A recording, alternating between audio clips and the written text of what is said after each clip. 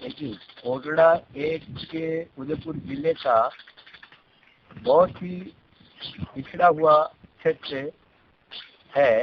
ये उदयपुर जिले से, जिला मुख्यालय से 125 किलोमीटर दूर है। ये बहुत ही पिछड़ा वर्ग और पिछड़ा एरिया कहलाता है। यहाँ पहले बहुत बड़े डाकू और चोर लुटेरे हुआ करते थे। आज भी इसको कई लोग आज भी कहते हैं ये काला पानी है, लेकिन आज ये काला पानी ना होकर के ये सफेद पानी में बदल गया है। इसलिए कि हम लोगों ने कई अरसे पहले इस गांव का नाम, इस तहसील का नाम कोटड़ा रखा। ये एक बहुत ही महत्वपूर्ण नाम है कि कोटड़ा ये एक होटल या भील के नाम से कोटड़ा पड़ा। कोटी नाम से उसका नाम कोटल्य हुआ, कोटल्य से ये कोटड़ा पड़ा। तो कोटड़ा एक का बाहुल्य अक्षर चल रहा है। आज कोटड़ा की विशेषता ये है कि आप लोगों को क्या बताऊं कि खास करके कोटड़ा कई राज्यों में सामूहिक रूप से देखा गया।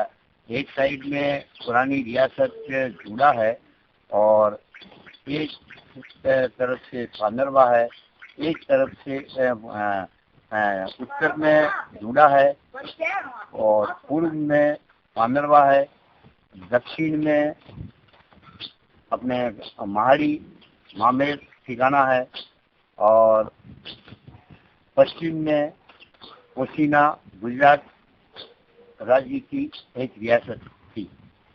इन राज्यों के बीच में बसा हुआ यह एक महत्वपूर्ण तहसील कार्यालय है अभी तो। लेकिन यहाँ पर क्या है कि सर्वप्रथम जब अंग्रेज खेरवाड़ा रहते थे, आमनी जी खेरवाड़ा, तो खेरवाड़ा भी एक बाहुल्य आदिवासी भील क्षेत्र रहा है। और वहाँ जब अंग्रेज रहा तो अंग्रेजों को माउंट आबू जाना पड़ता था।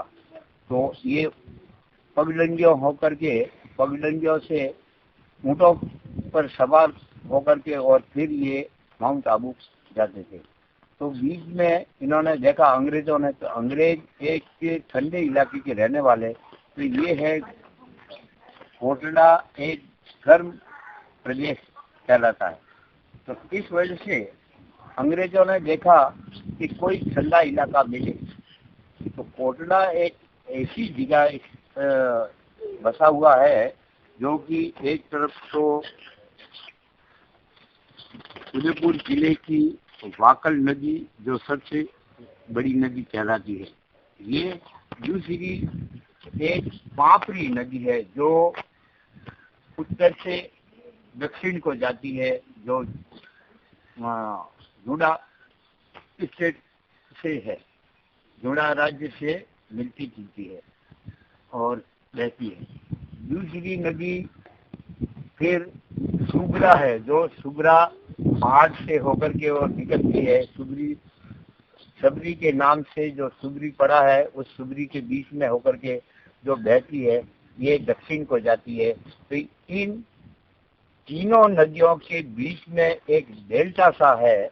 इसको अंग्रेजों ने चॉइस किया और इसमें अपना राज्य स्थापित करने के लिए इन्होंने झूला राव साहब से मुलाकात की। झूला राव साहब से उसने, अंग्रेज ने देखा कि कैसे लिया जाए। तो सबसे पहले कोटड़ा जो डेल्टा था, इस बीच में यहाँ पर एक अंडा नामक ड्राइवर रहता था, उसके नाम से ये जमीन जानी जाती थी। और इसके साथ में सांझा परिवार भी यहाँ रहा हुआ है।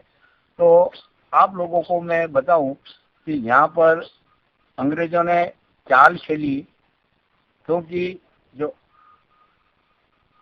इन्होंने जो 1600 में ईस्ट इंडिया कंपनी स्थापित की भारत में, उस वक्त में ये इधर आना जाना शुरू हुआ। तो इन्होंने देखा कि हमें माउंट जाने के लिए रास्ते में खूब लंबा रास्ता है, तो यह ठहराव के लिए इन्होंने अपना ठिकाना बनाया। तो एक तो नाग बंगला बनाया खेरवाड़ा और वहाँ पर छावनी स्थापित कर दी। दूसरा बनाया पानरवा, बावलवाड़ा के बाद में पानरवा, और पानरवा से कोटड़ा बनाया, कोटड़ा से खापा बनाया, और उसके बाद में ये माउंट आबू पहुंचते थे। तो इनका पड़ाव होता था, खेरवाड़ा से निकल के बावलवाड़ा और रात रहते, उसके बाद में फिर गरनवास आते, गरनवास से फिर ये होते हुए सीधे पानरवा सोम रहते थे, सोम से फिर पानरवा आते थे, और पानरवा से फिर ये कोटड़ा, और कोटड़ा से खापा, और खापा से फिर ये माउंट आबू पहुंचते थे। तो इस तरह से इनका आना जाना रहता था। तो इन लोगों ने बीच में अपनी छावनी स्थापित करनी थी कोटड़ा तहसील में, इसको कोटड़ा छावनी के नाम से भी जाना जाता है। तो ये इस चीज को लेने के लिए इन्होंने पहले उस अंडा ड्राइवर से पूछा, उसकी झोंपड़ी थी, उस झोंपड़ी वाले से जाकर के पूछा, ये ताकतवर और बहादुर आदमी था, तो इससे पूछा कि भाई ये मुझे एक झोंपड़ी बनाने के लिए एक थोड़ी सी जगह चाहिए। तो अंडा ने कहा कि भाई ये सरकार तो मेरपुर की है, तो मेरपुर राव साहब से ही मुलाकात की जाए और वो दे सकते हैं, तो बना लो। तो इन्होंने फिर अंग्रेजों ने देखा कि अब झूड़ा ठिकाने से ही बात चलेगी, तो वो ठिकाना में पहुंचे झूड़ा, और उन्होंने उनसे आग्रह किया, उन्होंने विनती की। उसके बाद में झूड़ा वालों ने देखा कि कितनी जगह चाहिए, उन्होंने कहा कि मुझे एक झोंपड़ी बनाने के लिए जगह चाहिए, और वो भी एक पहाड़ी की खाल जितनी जगह चाहिए। तो राव साहब झूड़ा ने देखा कि साला एक पहाड़ी की खाल जितनी जगह में ये झोंपड़ी कैसे बनाएगा, जा। तो बड़े लोग थे, उनका राज चलता था ठिकानों का, तो उन्होंने कहा कि जाओ, ये भूमिया सरदार थे, उन्होंने आश्वासन दे दिया, जाओ तुम बना लो एक पहाड़ी की खाल जितनी। तो उसमें क्या होता है कि अंग्रेज चालाक था, अंग्रेज ने फिर देखा कि हाँ भाई ये तो हमें इजाजत तो मिल गई है, अब क्या करना। उन्होंने एक 5 साल का बड़ा पाड़ा देख करके और अच्छा मजबूत, और उसको मरवा दिया, मरवा करके उसकी खाल थी उतरवा ली, उतरवा करके उसका धागा निकलवाया, पूरा का पूरा धागा निकाल करके और फिर लंबा कर दिया। उसके बाद में उसने उस पहाड़ी की खाल को निकाल करके, और फिर बाद में देखा कि अब इसको लंबा करो। लंबा करने के लिए एक कोटड़ा गढ़ी में, जो गढ़ी है ये पुरानी है, स्वतंत्रता संग्राम के टाइम पर यहाँ पर टीपू सुल्तान रहा था, तो उसने ये गढ़ी बनाई थी। तो उस जगह उन्होंने अंग्रेजों ने देखा कि वहाँ पर आदमी कौन है, तो वहाँ पर एक काना करके एक गमार था, उस काना गमार वो धावक था उस जमाने का, जो सबसे तेज धावक था। उस दौड़ने वाले आदमी को इन्होंने कवर किया, कवर करके और दूसरी पाड़े की खाल उसको ओढ़ा करके, दूसरे पाड़े को मार करके उसकी खाल को, उस काना खालिया को, काना गमार को ओढ़ा दी। ओढ़ाने के बाद में फिर एक उस जो पहले पाड़ा मारा उसकी खाल का धागा जो निकाला, उस धागे को एक किनारा उसके हाथ में पकड़ा दिया। उसके बाद में उसको दौड़ा दिया। दौड़ाने के बाद में वो दौड़ा, तो दौड़ते दौड़ते दौड़ते चारों तरफ दौड़ा। अब जाकर के किसी ने कहा कि उसने तो ऐसा कर दिया कि खाल की वो धागा निकाला, और वो अंग्रेज तो इस तरह से जमीन तो काफी ले रहा है। तो फिर बाद में क्या होता है कि घोड़ा दरबार वहां से घोड़े पर सवार होकर के नंगी तलवार लेकर के आया, और फिर उस काना को फिर कहा कि आगे गया तो मारूंगा, आगे गया तो मारूंगा, करके घुमाया, और जहाँ वो धागा खत्म हुआ उसने चारों तरफ उसने पिल्लर लगा दिए, और उनको कहते हैं बार पत्थर।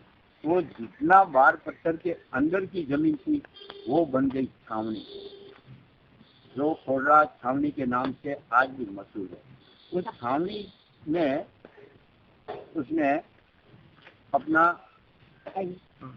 डाक बंगला भी बना दिया और मेवाड़ झील कोर्स के जवानों की भर्ती भी यहाँ शुरू कर दी। अब वो ये एक छावनी यहाँ हो गई, एक खेरबड़ा हो गई, ये दो, एक खोड़ला छावनी, एक खेरबड़ा छावनी। इस तरह से उन लोगों ने प्लान बना करके ये खोड़ला छावनी को स्थापित किया और यहाँ चारों तरफ जहाँ जहाँ वो धागा लेकर गया उस जगह पर इंग्लिश ने अपना पिलर खड़े कर दिए। तो हर 100 गज के फासले पर उसने जिस तरह से इलेक्ट्रिक पोल लगाए हैं, इसी तरह से आज भी इनके पिलरों के कुछ स्थान मौजूद हैं, कुछ पिलर लोगों ने गिरा दिए हैं, लेकिन आज भी व्यवस्थित ढंग से हैं। तो जो खोड़ला छावनी के नाम से जो खोड़ला छावनी पड़ी, इस छावनी का जो जितना भी लगान वगैरह था वो अंग्रेज लेता था और बाकी बाहर का जो था वो थोड़ा राज साहब लेते थे। तो इस तरह से इस खोड़ला छावनी को ये आनंदपुरी के अंडा के नाम से आनंदपुरी छावनी थी। तो आनंदपुरी से ये कोटिया भील के नाम से ये कोटला पड़ गया और आज कोटला के नाम से ही मशहूर है। ये कोटला की कहानी है और आज ये कोटला तहसील शिक्षित है, पहले अशिक्षित थी, आज वर्ग में आती है और आज यहाँ पर सारे तहसील कार्यालय खुले हुए हैं और वक्त आने पर ये जिला भी घोषित किया जा सकता है। ऐसी हमारी शुभकामनाएं हैं इस तहसील के बारे में।